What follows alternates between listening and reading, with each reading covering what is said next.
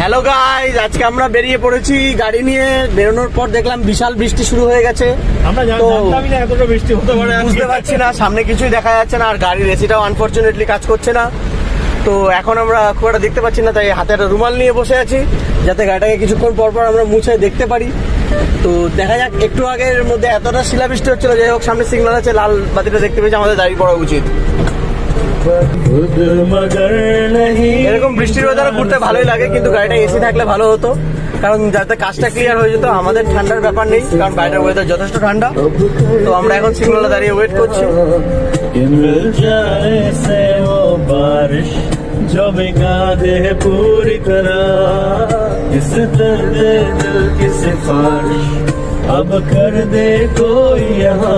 যাই হোক, আমাদের সিগন্যাল ছেড়ে দিয়েছে, আমরা এবার এগিয়ে যাই, দেখি কোথায় যাওয়া যায়। দেখা হচ্ছে অন্য কোনো ভিডিওতে, ততক্ষণের জন্য টাটা।